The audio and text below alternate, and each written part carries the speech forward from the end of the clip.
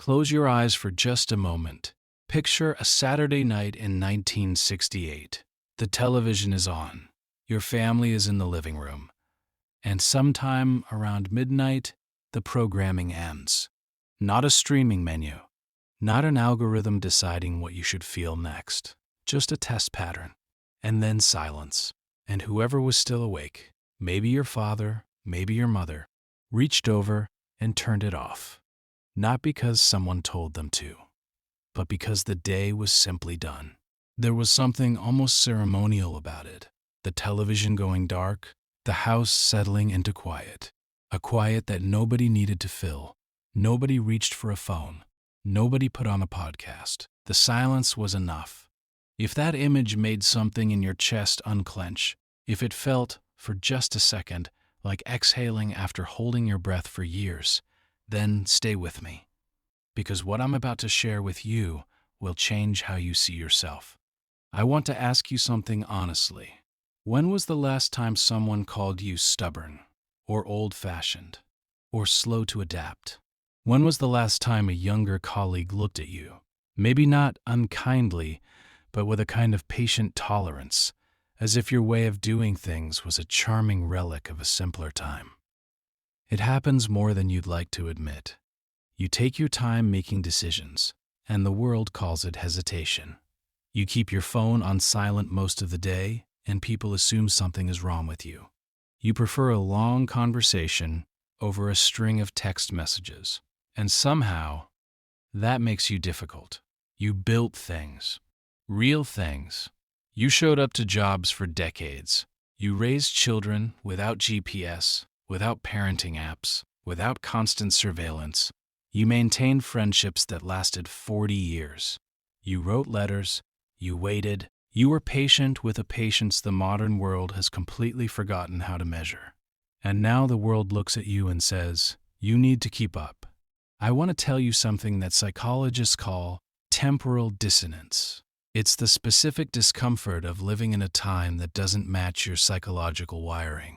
And what research shows, consistently across multiple studies, is that people who grew up in low-stimulation, high-demand environments developed cognitive and emotional systems that are genuinely, measurably different from people who grew up in the digital age. Not worse. Different. And in many ways, provably, scientifically better. You are not behind. You are not broken. You are not out of touch. You are calibrated for a world that demanded more from people. And that calibration, that wiring, is still inside you. It never left. That kind of quiet, the kind that arrives naturally at the end of a day, is something very few people under 40 have ever experienced.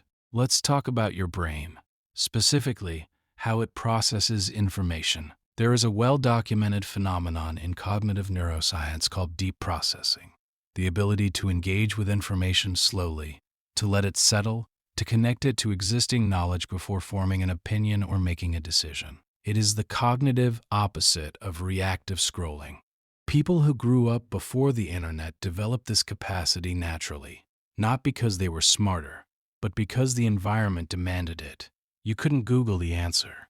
You had to think. You had to remember.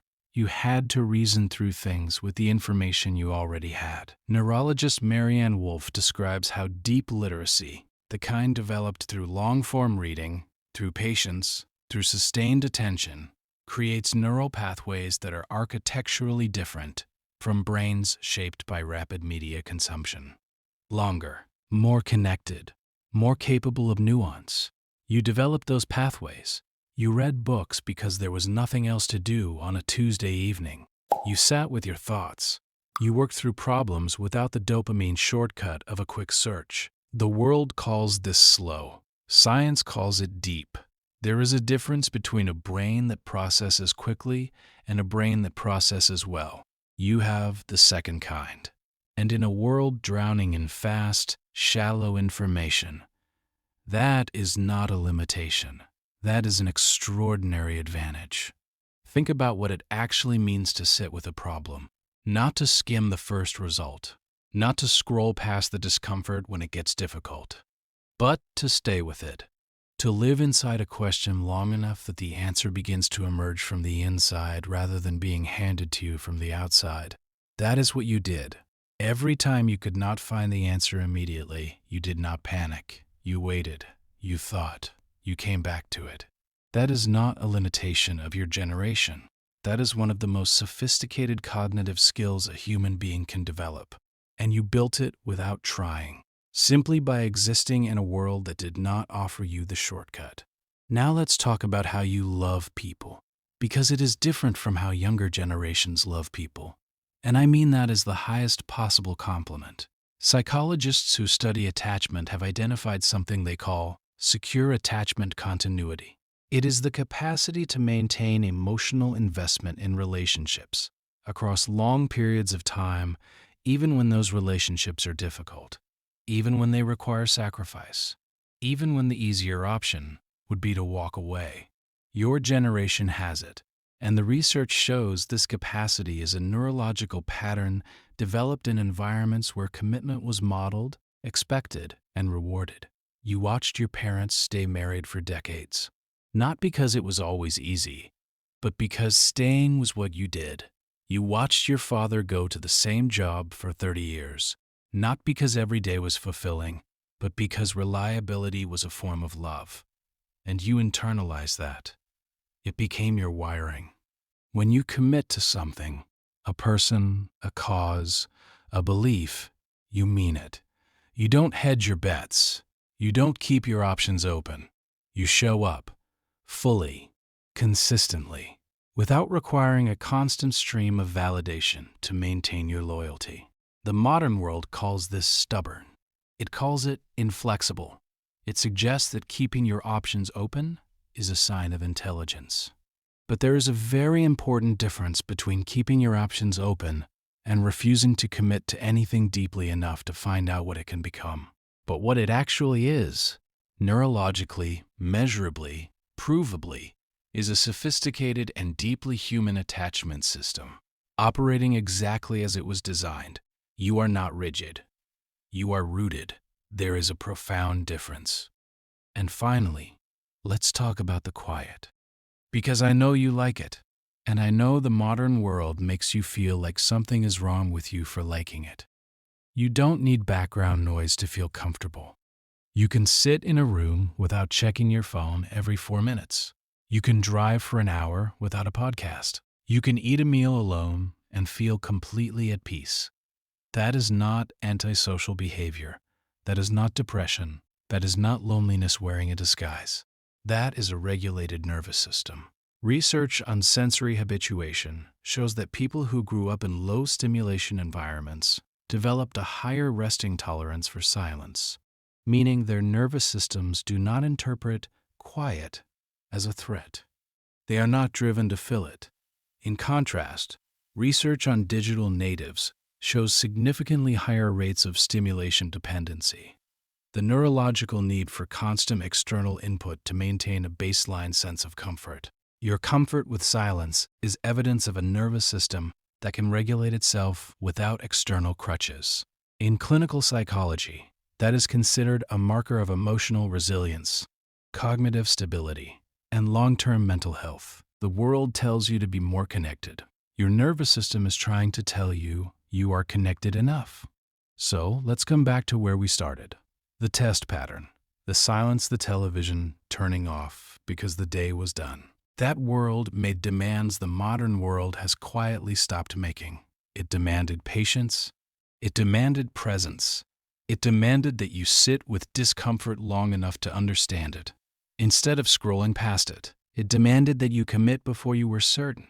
It demanded loyalty before it was convenient. And you met those demands. Every single one of them. That is not nostalgia. That is not sentimentality. That is the documented record of a generation shaped by a world that required more of them. The world didn't get wiser. It got faster. And somewhere in that acceleration, it started confusing speed for intelligence, and noise for connection, and options for freedom. You never made that mistake. Quietly, stubbornly, sometimes maddening to the people around you, you held on to something real. You held on to depth. You held on to loyalty. You held on to the radical, unfashionable idea that some things are worth doing slowly. You held on to the idea that a person's character is not revealed by how they behave when things are easy, but by how they behave when they are hard. You held on to the idea that showing up, not spectacularly, not to applause, but consistently, quietly, reliably, is one of the most powerful things a human being can do for another person. You held on to the idea that a life well lived is not the one with the most options, but the one where the choices you made were made fully and honored completely. And the science, the actual, peer-reviewed, published science, agrees with you.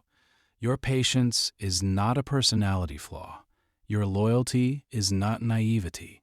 Your comfort with silence is not isolation.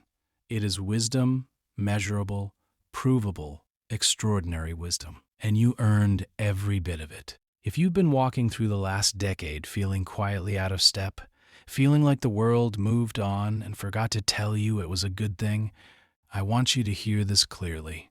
You were right. You were right about the things that mattered. And the world is slowly, reluctantly beginning to remember that. I've started using a name for people like you. Modern elders. Not because of your age, not as a polite way of saying old, but because you carry something the modern world is genuinely running out of. The memory of what it felt like when things were built to last. When relationships were built to last. When careers were built to last. When a person's word meant something and a handshake closed a deal. And showing up consistently, without applause, without documentation, was simply called being a good person. That memory is not a burden. It is a gift. If this is the first video of mine you've watched, I'd love for you to stay. Hit subscribe, because every single week we're going to keep doing exactly this. Taking the things the world misread about you and showing you what they actually mean. Before you go, I have one question for you. Leave your answer in the comments below. I read every single one. What is one thing from your childhood that today's generation will never truly understand? Not a complaint, not a criticism, just something real, something that made you who you are. I'm Arthur, and I'll see you in the next one.